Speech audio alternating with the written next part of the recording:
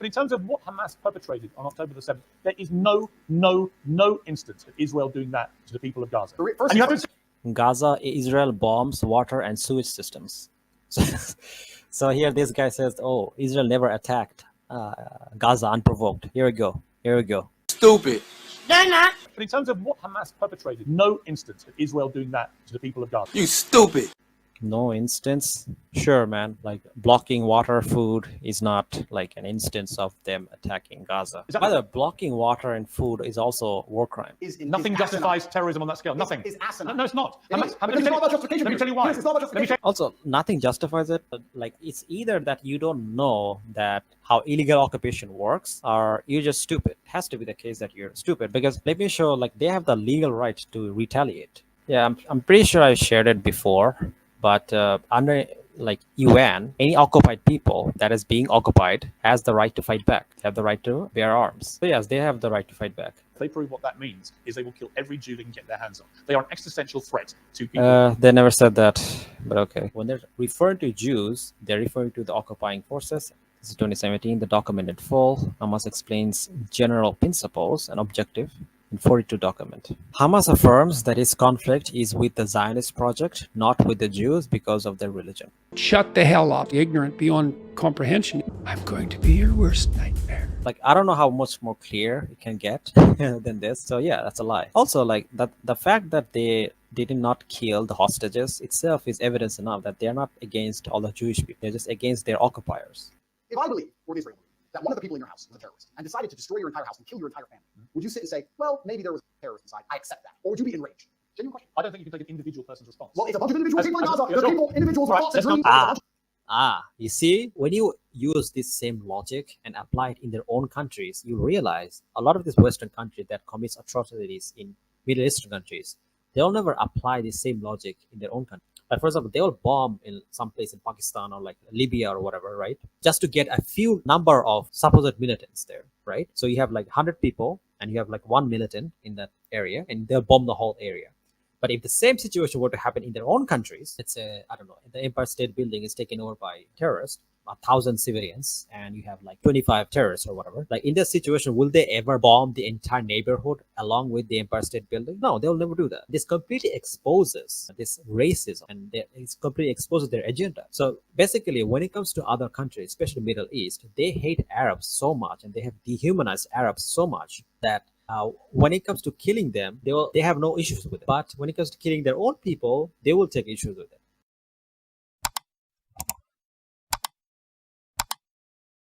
I also think by doing what they did, as they have done since 2005, they weren't representing innocent Palestinian people in Gaza. They knew, yes, but Hamas knew when they did what they did, that Israel would respond the way they did, and that thousands of innocent Palestinians would get killed. They knew that, and they still... So this is another argument Zionist stooges will make. Oh, you know, Hamas knew that they would retaliate, you know. They knew, but they still did it. Clearly, they don't care about their own people. I mean, Israel also knew that, you know, Hamas could very well retaliate when they killed nearly 300 people, when they shot people, when they stormed into Al-Aqsa, you know, and beat up the people who were saying the prayer in peace.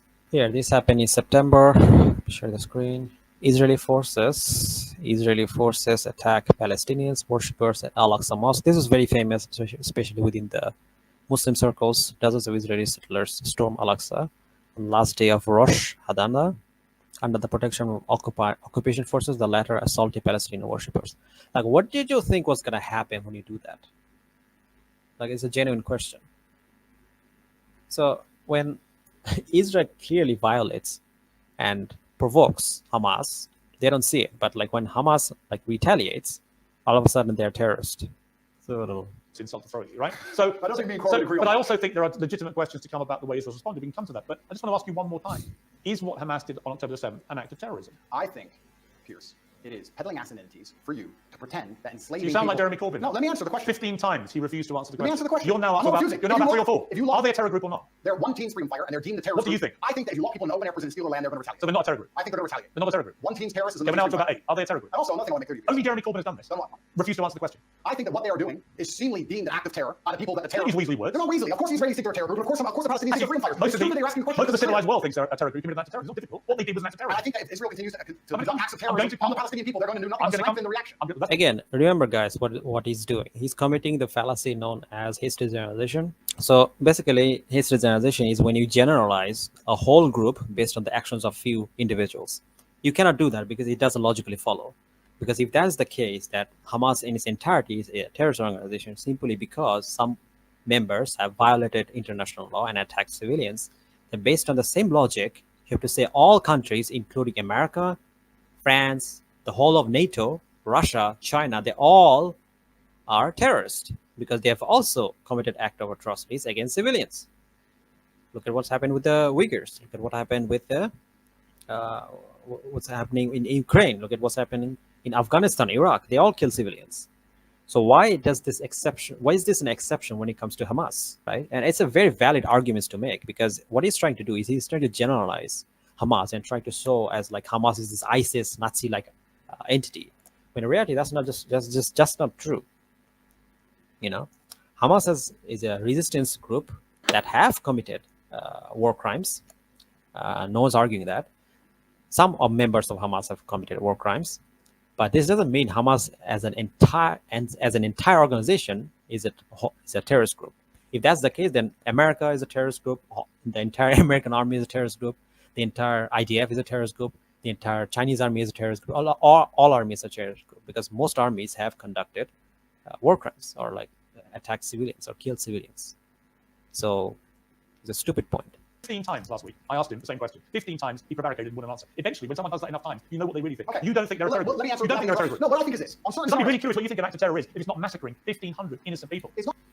Like he already said, like if he like the thing is that even if he does believe that they're not a terror group, he is allowed to that opinion. Like just because the UK government thinks that like a particular group is terror group doesn't make them so. Like Nelson Mandela was considered a terror group, a terrorist in the past. Later on, he was not. I mean, Yasser Arafat was considered terrorist. Later on, he was not. So like, who defines what? Like here, why is it that a minority of countries gets to decide who is terrorist and who is not? Especially Western white countries, where if you look at other countries, like most of the countries that don't believe that Hamas is a terrorist group, like what about their definition, right? Again, like it depends. Like even if you think like, and this is where the question comes in, like who defines what a terrorist is? Clearly, according to peers, only America and their allies can decide who the terrorist is. For the final time.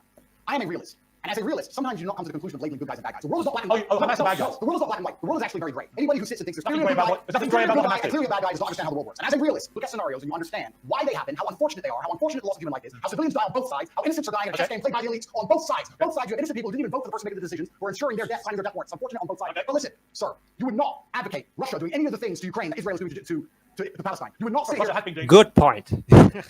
They'll never blame Israel for any kind of war crimes. But when it comes to Russia, all of a sudden they're all against Putin. Right? He's this worst person ever. However, when it comes to Benjamin Netanyahu and his cronies, all of a sudden they're just defending themselves. And also, I'm not even adding the added context of like them being completely genocidal and clearly showing racial hatred towards Palestinians as people. I mean, they have said things like Palestinians are animals and this kind of disgusting things. Obviously, Russians have never done that. Russians have never said like Ukrainians are like animals or whatever. exactly that. Russia has Ukraine. not done a fraction of the things to Ukraine. Israel has done to Palestine. Russia illegally invaded a sovereign democratic country and has committed a barbaric rampage. And so Palestine is not a sovereign country. Look at the racism. So when Russia blames it, like Russia invades Ukraine, that's a sovereign democratic country because they're white guys. They're white. If you're brown and you get invaded, in that case, it's justified because it's self-defense. But if you're white and you get invaded, then that's wrong, right? Oh my God, another idea of troll. You Muslims have 65 countries, but except Jew having just one. Just get over it. We hate Israel because of we have 65 countries, guys. So we're not allowed to criticize Israel. We have 65 countries.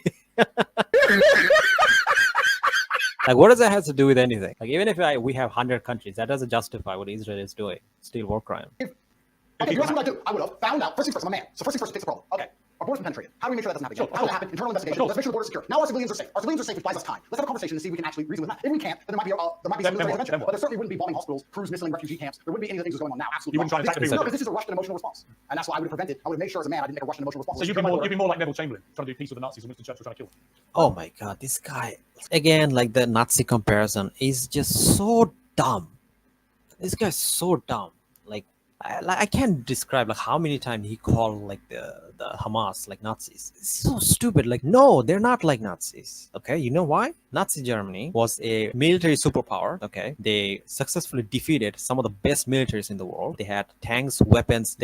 As a matter of fact, at that time, it almost seemed impossible to beat the Nazi Germany, Nazi army. That's not the case with the Palestinians. They have nothing to defend themselves with.